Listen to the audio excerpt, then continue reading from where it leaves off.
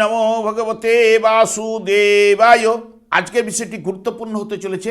মাসটি হচ্ছে মার্চ 2026, রাশি হচ্ছে মিথুন রাশি। মিথুন রাশি বা মিথুন লগ্নের জাতক জাতিকাদের ক্ষেত্রে মার্চ 2026-এ অর্থনৈতিক অবস্থা কিরূপ হতে চলেছে, শিক্ষা, স্বাস্থ্য, কর্ম, প্রেম, বিবাহ ও বিবাহিত জীবন নিয়ে আলোচনা করব। ধৈর্য সহকারে আপনারা ভিডিওটি দেখবেন। আমার প্রিয় দর্শক বন্ধুকে আমার আন্তরিক অভিনন্দন, শুভেচ্ছা ও ভালোবাসা জানাই। আমি আশা করি অনাদির আদি গোবিন্দের অশেষ করুণায় আপনারা সকলেই কুশলে আছেন। আমি কারো ব্যক্তিগত জন্মছক বা নাটাল চার্ট নিয়ে বিচার বিশ্লেষণ করছি না। ঠিক মার্চ 2026-এর গ্রহ সন্নিবেশের মাধ্যমে একটি ছক প্রস্তুত করে তার উপরে বিচার এবং ফলাদেশ করব। সেটি হবে আপনাদের মার্চ মাসের গাইডলাইন। এরপর আমি চলে আসছি। দেখুন, মিথুন রাশিটি রাশিচক্রের তৃতীয়তম রাশি এবং এই রাশির অধিপতি গ্রহ বুধ, এবং এই রাশির ক্ষেত্রে শনি এবং শুক্র শুভকারক গ্রহ, রবি এই রাশির ক্ষেত্রে মিত্রকারক গ্রহ, এবং এই রাশির ক্ষেত্রে বৃহস্পতি, চন্দ্র এবং মঙ্গল অশুভকারক গ্রহ। আমি আচার্য কমল শাস্ত্রী প্রত্যেক বুধবার এবং শুক্রবার সন্ধে 8:30 এই ইউটিউব চ্যানেলে কিন্তু লাইভ অনুষ্ঠান নিয়ে উপস্থিত হই। ঠিক ওই সময় আমাকে ফোন করলে আপনারা নিজেদের ভাগ্য বিষয়ে জানতে পারবেন। তাছাড়া বিভিন্ন ধরনের ভিডিও আপলোড করে থাকি, সেগুলি পাওয়ার জন্য আমার চ্যানেলকে সাবস্ক্রাইব করে বেল আইকনে ক্লিক করে রাখুন। যখন আমি লাইভ অনুষ্ঠান বা যে কোনো ভিডিও আপলোড করলে আপনাদেরকে নোটিফিকেশন পৌঁছে যাবে। দেখুন, যেহেতু আপনাদের রাশিপতি বুধ যেহেতু রাশি ভাব দুর্বল রয়েছে না সবল রয়েছে সেটি আগে দেখে নেব। কারণ রাশিপতি আপনাদের বুধ হচ্ছে বক্রতার মাধ্যমে এই নবম ভাবে অবস্থান করবে একাধিক গ্রহের সঙ্গে। তবে শুক্র 2 মার্চ বেরিয়ে যাবে আপনাদের ঠিক কর্মভাবে, এবং রবিও ঠিক 15ই মার্চ এই জায়গা থেকে ঠিক কর্মভাবেই অবস্থান করবে। এবং এখানে মঙ্গল, রাহু এবং বুধের অবস্থান, যেটি বুধ এই জায়গায় জ্ঞান লাভ, যেহেতু নবম ভাবে জ্ঞান লাভ করায় ও যোগ্যতা ও ইচ্ছা দুটোই কিন্তু থাকে। তবে আইন ব্যবসায় যারা করছেন বা শিক্ষা ব্যাপারে জাতকের প্রতিষ্ঠা এবং ভাগ্য বৃদ্ধির সম্ভাবনা কিন্তু এখানে নিয়ে আসে। এই মাসটি আপনাদের গুরুত্বপূর্ণ হতে পারে, বিশেষ করে কর্ম বিষয়ের উপর, এবং এই মাসে মিশ্র ফলের থেকে ভালো ফল উঠে আসার সম্ভাবনা এই মাসে থাকছে। কারণ আপনাদের রাশিভাবে অবস্থান করছে বৃহস্পতি, যে বৃহস্পতি এতদিন বক্রতার মাধ্যমে আপনাদের কর্মপতি এবং সপ্তম ভাবের অধিপতি গ্রহ, যা বৃহস্পতি পঞ্চম ভাব ভাগ্য ভাবের উপরে দৃষ্টি প্রদান করছে। যে বক্রতা যখনই ত্যাগ করার সঙ্গে সঙ্গে আপনাদের ক্ষেত্রে বিশেষ করে আত্মবিশ্বাসী, আশাবাদী ও জ্ঞানী আপনি কিন্তু হয়ে উঠবেন, এবং স্বভাব আপনার দয়ালু এবং সহানুভূতিশীল কিন্তু আপনাকে করাবেই বৃহস্পতি এমনিতে আপনাদের রাশিভাবে থাকার জন্য যাবতীয় দিক দিয়ে 12ই মার্চের পর থেকে সাপোর্ট করবে, এইটুকু জোর দিয়ে বলতে পারি। কারণ যেহেতু বুধ বক্রতার মাধ্যমে রয়েছে, প্রথমের দিকটা আপনাদের সিদ্ধান্তহীনতায় ভোগাতে পারে।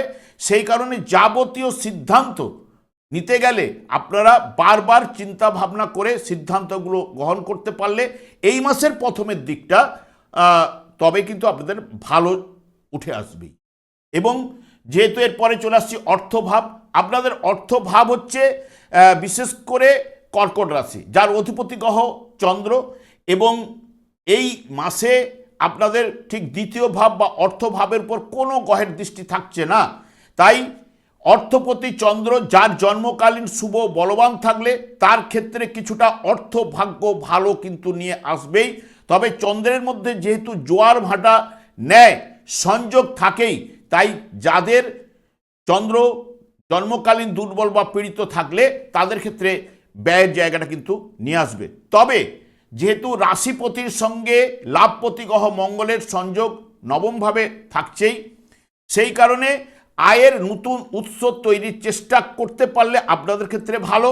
হঠাৎ প্রাপ্তিযোগ এবং কোনো বিশেষ সিদ্ধান্তের মাধ্যমে আপনার ভাগ্যের মোড় কিন্তু ঘুরে যেতে পারে, এবং অর্থ লাভের সম্ভাবনা এই মাসে থাকছেই, এবং সঞ্চয়ের ক্ষেত্রে বাধা থাকবে। পারিবারিক জীবনও দ্বিতীয় ভাব থেকে যেহেতু বিচার্য, পারিবারিক জীবনের ক্ষেত্রেও একটু মতান্তর কিছু না কিছু ঘটবেই, এটুকু বলতে পারি। তবে বিশেষ করে এই গ্রহগুলি যে সকল নক্ষত্রের মাধ্যমে এই মাসটি অবস্থান করছে, সেই নক্ষত্রের মাধ্যমে জ্ঞানের দ্বারা অপরকে আপনি প্রভাবিত করতে পারেন, এবং শত্রুরা আপনার বশীভূত হবে। বিষয় সম্পত্তির দিক থেকে আপনি সফলতা উঠে আসবেই এবং পেশা সংক্রান্ত ব্যাপারে আপনাদের ক্ষেত্রে ভালো ফল এই মাসে আপনারা পাবেন।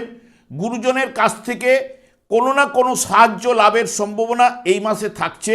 জাতকের মধ্যে প্রতিভার বিকাশ কিন্তু ঘটার সম্ভাবনাও থাকছে। সৎ কর্ম করার চেষ্টা এবং পরিশ্রম পূর্বক সম্পদ বৃদ্ধি এবং পার্থিব্য বিষয়ে দক্ষতার জায়গাটাও কিন্তু উঠে আসবে। এরপরে আমি চলে আসছি শিক্ষাক্ষেত্রে। শিক্ষা ভাব আপনাদের হচ্ছে বিশেষ করে চতুর্থ ভাব, তার আগে তৃতীয় ভাবে কেতু যেহেতু অবস্থান করছে আপনাদের ক্ষেত্রে, তৃতীয় ভাব হচ্ছে ভাই বোন, আত্মীয় পরিজন, পাড়া প্রতিবেশী ইত্যাদি ইত্যাদি।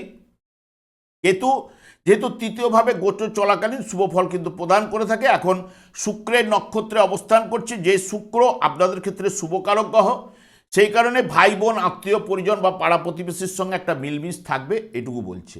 এরপর চলে আসছি চতুর্থ ভাব, যেটি শিক্ষার বিচার্য এবং চতুর্থ ভাব হচ্ছে শুধু শিক্ষা, মায়ের কোল এবং গৃহ বাড়ি, যানবাহন ইত্যাদি ইত্যাদির বিচার্য এই চতুর্থ ভাব থেকে। যেহেতু চতুর্থ ভাবের অধিপতি গ্রহই হচ্ছে বুধ, যে আপনাদের রাশিপতি, আপনাদের এখন এই মাস জুড়ে বক্রতার মাধ্যমেও 21 তারিখ পর্যন্ত অবস্থান করলেও নবম ভাবে যেহেতু অবস্থান করছে, যেটি ভাগ্যভাব বা উচ্চশিক্ষার জায়গায়, এখানে প্রাথমিক এবং উচ্চশিক্ষার মধ্যমের থেকে ভালো ফল অতি অবশ্যই উঠে আসবে এবং বৃত্তিমূলক শিক্ষা যারা করছেন তাদের ক্ষেত্রে ভালো ফল অতি অবশ্যই লাভ ঘটবে। তবে বুদ্ধিমত্তার বিকাশ সেটাও কিন্তু ঘটবে এবং মাসের শেষের দিকে অতি শুভ ফল শিক্ষাক্ষেত্রে কিন্তু লাভ ঘটবেই।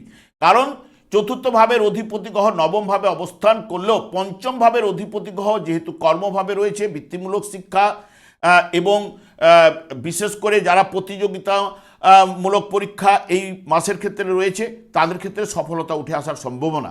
এবং পঞ্চম ভাবে যেহেতু বৃহস্পতির দৃষ্টি পড়ছে এবং নবম ভাবের উপরে দৃষ্টি থাকছে, সপ্তম ভাবের উপরে দৃষ্টি থাকছে, যেটি প্রেমের ক্ষেত্রে এই মাসটি আপনাদের অনুকূলে থাকবে এবং সম্পর্কের ক্ষেত্রে প্রেম আরও কিন্তু গভীর থেকে গভীরতর যাবার সম্ভাবনা কিন্তু এই মাসের ক্ষেত্রে ঘটবেই। কারণ বৃহস্পতি এইখানে আশীর্বাদ আপনাদের মধ্যে প্রেমের ক্ষেত্রে কিন্তু প্রদান করবেই। তবে জন্মকালীন যার বৃহস্পতি শুভ বলবান রয়েছে তার ক্ষেত্রেই এই ঘটনাটি ঘটার সম্ভাবনা কিন্তু থাকছেই।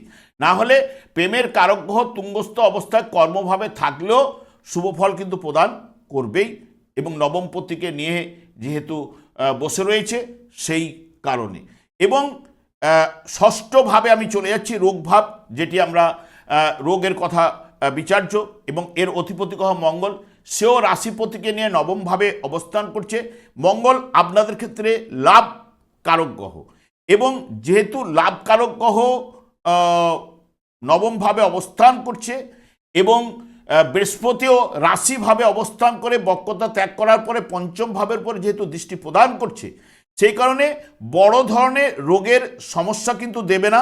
তবে যেহেতু রাহু যুক্ত অবস্থায় মঙ্গল এবং বুধ রাশিপতিকে নিয়ে যেহেতু বসে রয়েছে, ছোটোখাটো সমস্যা কিছু না কিছু প্রদান করতে পারে। তবে বিশেষ করে এই যে মঙ্গল রাহুর যে যোগে আপনাকে রাগটাকে কন্ট্রোল করতে হবে, আপনার জেদও বেড়ে যাবে, একটু খিটখিটে মেজাজ, কথাবার্তার মধ্যে সংযম ব্যাপারটাও কিন্তু নিয়ে আসতে হবে এবং সেই কারণে অনেক সময় উচ্চ রক্তচাপ এবং খাবার দাবারের প্রতি আপনাকে নজর দিতে হবে। তবে মাসের শেষের দিকে কিছুটা সমস্যা আপনাদের বাড়তে পারে, তাহলে নচেত রোগে বড় ধরনের কোনো সমস্যা দেবে না। তবে উচ্চ রক্তচাপ যারা রয়েছে তাদের ক্ষেত্রে একটু সতর্কতা, এবং এখানে মঙ্গলের সঙ্গে রাহুর সংযোগ, যেটি অগ্নিরও সংযোগ ঘটতে পারে, যারা অগ্নি বা ইলেকট্রিক দ্রব্যাদির উপরে যারা কাজকর্ম করেন একটু সতর্কতা এই মাসটা করতে পারলে খুবই ভালো। এরপরে বিবাহের জায়গায় চলে যাচ্ছি। দেখুন, বিবাহের যোগ, অবিবাহিতদের বিবাহের যোগ কিন্তু এ মাসে কিন্তু থাকছেই, কারণ বক্রতার পরে ত্যাগ করার পরে আরও যোগটা স্ট্রং দাঁড়াবে। যারা প্রেমের ক্ষেত্রেও থেকে বিয়ের জায়গাটাকে প্রশমিত করতে চাইছেন তাদের ক্ষেত্রেও কিন্তু ভালো সময় এই মুহূর্তে। তবে বিবাহিত জীবনের ক্ষেত্রেও শুভ ফল উঠে আসবেই, কারণ যেহেতু সপ্তম ভাবের অধিপতি গ্রহ রাশিভাবে অবস্থান করে সপ্তম ভাব ভাবকে দৃষ্টি দিচ্ছে, পঞ্চম ভাবের উপর, নবম ভাবের উপরে দৃষ্টি প্রদান করছে, যেটি শুভফল অতি অবশ্যই প্রদান করবে। এবং এখানে স্ত্রী হলে স্বামীর বা স্বামী হলে স্ত্রীর ভাগ্যে দেখবেন ভাগ্য উন্নতি ঘটতে পারে, বা স্ত্রীর থেকে সাহায্য, কিছু না কিছু লাভের সম্ভাবনা এই মাসে কিন্তু প্রদান করতে পারে, এইটুকু জোর দিয়ে বলতে পারি। আর এরপরে চলে আসছে একদম কর্মভাব। দেখুন, নবম ভাবে এই যে একাধিক গ্রহের সংযোগ থাকছে, এটি ভাগ্যভাবে, যেটি আমরা পিতৃভাব বলে থাকি। অনেকের ক্ষেত্রে এই যে যেহেতু এতগুলো গ্রহের সংযোগ, প্রত্যেকটি গ্রহের কিন্তু আলাদা আলাদা শক্তি বা এনার্জি আছে, সেই শক্তি বা এনার্জি অনুযায়ী আমরা কিন্তু ফলটা পাই। তবে একাধিক গ্রহের যে এনার্জিটা, বিভিন্ন গ্রহের এনার্জি কিন্তু নানান থাকার জন্য, নানান ধরনের থাকার জন্য কিছু না কিছু জাতক জাতিকাদের ক্ষেত্রে অশুভ প্রভাব পড়তে পারে, কারণ তার জন্মকালীন যদি গ্রহগুলি অশুভ বা দুর্বল থাকলে অনেকের ক্ষেত্রে দেখবেন শুভ ফলগুলো কিন্তু নিয়ে আসবে। তবে নবমভাবে হওয়ার জন্য একটু ভাগ্য বিড়ম্বনা আপনাদের উঠে আসতে পারে, বা পিতার দিক দিয়ে একটুখানি সতর্কতা অবলম্বন বিশেষ করে করতে হবে, কারণ পিতার স্বাস্থ্য বিষয়ে একটু সচেতন থাকা উচিত, এইটুকু জোর দিয়ে বলতে পারি। এরপরে আমি একদম কর্মের জায়গায় চলে যাচ্ছি। দেখুন, কর্মের জায়গায় শনি আগে থেকে অবস্থান করছে, যে আপনাদের ক্ষেত্রে শুভকারক গ্রহ, এবং শুক্র 2 তারিখ থেকে এখানে 26 তারিখ পর্যন্ত এই তুঙ্গস্থ অবস্থায় আপনাদের পঞ্চমপতি, দ্বাদশপতি হলেও শুভকারক গ্রহ তুঙ্গস্থ অবস্থায় অবস্থান। বর্তমান সময়ে আপনার পেশার বড় পরিবর্তন ঘটাতে পারে যারা চাকরি করছেন, বিশেষ করে, কারণ আপনাদের কর্মপতিও কিন্তু বৃহস্পতি, সেই বৃহস্পতি রাশিভাবে থেকে পঞ্চম এবং নবম ভাবের যেহেতু নির্দেশক, তাই ট্রান্সফার, প্রমোশন এই জায়গা কিন্তু তৈরি ঘটাতে পারে কর্মপতি হিসেবে, এবং কর্মক্ষেত্রে পরিশ্রম বৃদ্ধি কিন্তু ঘটবেই। তবে ব্যবসা ক্ষেত্রে আপনি সফলতা অতি অবশ্যই লাভ ঘটবে, এবং কাজের প্রতি আপনার দায়িত্ব অতি অবশ্যই এই মাসে বাড়বেই। এবং শুক্রের মধ্যে যেরকম শিল্পবোধ আর শনির মধ্যে শৃঙ্খলা, এদের একসঙ্গে সংযোগে বিশেষ করে কাজের উপর আপনাকে জনপ্রিয়তা করে তুলতে পারে, যার জন্মকালীন এই গ্রহগুলি যদি শুভ বলবান থাকে। তবে নতুন ব্যবসার সুযোগ এরাই কিন্তু তৈরি করবে, এবং পুরাতন ব্যবসায় অধিক লাভের সম্ভাবনা দেবে। এবং বিশেষ করে যারা দেখবেন আমদানি রপ্তানি ব্যবসার সঙ্গে যুক্ত রয়েছেন, তাদের ক্ষেত্রেও কিন্তু সফলতা রয়েছে। মিডিয়া লাইনে যারা রয়েছেন, বা কম্পিউটারের উপর যারা কাজকর্ম করছেন, যেহেতু শুক্র শনি এরা সাধারণত টেকনিক্যাল লাইনের উপরেও কিছুটা, এবং তুঙ্গস্থ অবস্থায় এই মাসে যেহেতু কর্মভাব দিয়ে পাস করছে, যেটি শুভ ফল কিন্তু প্রদান করতে পারে। তবে অর্থনৈতিক দিক দিয়ে আপনাকে এই মাসটির কিন্তু সাপোর্ট কিন্তু এরাই কিন্তু করবেই, এইটুকু জোর দিয়ে বলতে পারি। এবং বিশেষ করে যার মধ্যে নিয়ম, নিষ্ঠা, ধৈর্য, দৃঢ়তা, একাগ্রতা এবং সত্যবাদিতা রয়েছে, তারা অতি অবশ্যই কর্মক্ষেত্রে নতুন প্রজেক্ট ও কাজের দায়িত্ব যা আপনাকে উচ্চতায় নিয়ে যেতে পারে, এইটুকু জোর দিয়ে বলতে পারি। তবে এই জায়গায় কর্মভাবে, কর্মের উপরে এই মাসটি আপনার অতি অবশ্যই শুভ ফল উঠে আসবেই, এবং ব্যবসা বাণিজ্যের ক্ষেত্রেও যারা রয়েছেন তাদের ক্ষেত্রেও কিন্তু শুভ ফল কিন্তু পাওয়ার সম্ভাবনা কিন্তু থাকছেই। তবে বিশেষ করে দেখবেন যাদের এই মিথুন রাশি বা মিথুন লগ্নের জাতক জাতিকাদের ক্ষেত্রে বৃহস্পতি বিশেষ করে যার মিথুন রাশিতে রয়েছে, এবং তুলা রাশিতে যার জন্মকালীন রয়েছে, এবং যার ঠিক কুম্ভ রাশিতে বৃহস্পতি অবস্থান করছে, তার ক্ষেত্রে 12 তারিখের পরে অতি শুভ ফল অতি অবশ্যই তার ক্ষেত্রে লাভ ঘটবেই। এবং শুক্র নিচস্থ অবস্থায় যার চতুর্থ ভাবে ছিল, অর্থাৎ কন্যা রাশিতে যার অবস্থান করছিল, তার ক্ষেত্রে এই মাসটি কিন্তু অতি শুভ ফল কর্মের উপরে এবং বিশেষ করে নিয়ে আসবেই কর্মের উপরে, এবং কর্মের পজিটিভ রেজাল্টগুলো অর্থনৈতিক দিক দিয়েও সাপোর্ট তার ক্ষেত্রে কিন্তু অতি শুভ ফল উঠে আসবেই। এবং রবিও যার জন্মকালীন যদি দেখবেন এই ঠিক নিচ এই কন্যা রাশিতে অবস্থান করছিল যার, রবি আপনাদের চতুর্থভাবে যার জন্মকালীন অবস্থান করছিল তার ক্ষেত্রেও কিন্তু এই মাসে কিন্তু শুভ ফল 15 তারিখের পরে অতি অবশ্যই উঠে আসবেই। এবং যার জন্মকালীন যদি দেখা যায় যে শনিদেব আপনাদের শুভকারক গ্রহ হলেও যার মীন রাশিতে অবস্থান করছিল এবং বৃষ রাশিতে অবস্থান করছিল, কন্যা রাশিতে অবস্থান করছিল বা ধনু রাশিতে যার অবস্থান করছিল তার ক্ষেত্রে কিন্তু শুভ ফল পাবে না, বাধা বিঘ্ন তার ক্ষেত্রে উপস্থিত হবে, নানান দিক দিয়ে সমস্যা তার ক্ষেত্রে কিন্তু থাকবেই। আর দীর্ঘায়িত না করে একটা কথাই আমি সবসময় বলে যাই যে শনিদেবকেই সন্তুষ্ট রাখার কথা, কারণ এটি কলিযুগ। কলিযুগের ক্ষেত্রে শনি এবং রাহুর দ্বারাই পরিচালিত এবং শনিদেব একমাত্র হরেকৃষ্ণ মহামন্ত্রেই সন্তুষ্ট হন। কারণ দেখুন, এই শনিদেব দিনরাত্রি হরেকৃষ্ণ মহামন্ত্র জপ করার কারণে ওনার স্ত্রীর কাছ থেকে উনি অভিশাপ প্রাপ্ত, কারণ সংসারের প্রতি দায়িত্ব বোধ শনিদেবের না থাকার কারণে ওনার স্ত্রী ওনাকে অভিশাপ দিয়েছিলেন। সেই কারণে এই হরেকৃষ্ণ মহামন্ত্র কলিযুগেরও যুগধর্ম। যখনই আপনি করবেন দেখবেন শুধু শনিদেব একা সন্তুষ্ট হবেন না, অন্যান্য গ্রহগুলোও দেখবেন সন্তুষ্ট হয়ে আপনাকে শুভ ফল কিন্তু প্রদান করবে। এবং যারা বিশেষ করে দেখবেন ভাগবতেরও কিছু কিছু খণ্ড যারা নিজেরা পাঠ করেন তার ক্ষেত্রেও অতি অবশ্যই গীতা, ভাগবত এবং এই হরেকৃষ্ণ মহামন্ত্র জপ করলে জীবনটা কিন্তু পাল্টে যাবে এবং আপনার অশুভ প্রভাব কিন্তু অনেকটাই হ্রাস বৃদ্ধি ঘটবে। আমি আর দীর্ঘায়িত না করে আমি আচার্য কমল শাস্ত্রী প্রত্যেক বুধবার এবং শুক্রবার সন্ধে 8:30 এই ইউটিউব চ্যানেলে লাইভ অনুষ্ঠানে উপস্থিত হই। ঠিক ওই সময় আমাকে ফোন করলে আপনারা নিজেদের ভাগ্য বিষয়ে জানতে পারবেন। তাছাড়া বিভিন্ন ধরনের ভিডিও আপলোড করে থাকি, সেগুলি পাওয়ার জন্য আমার চ্যানেলটিকে সাবস্ক্রাইব করে বেল আইকনে ক্লিক করে রাখুন।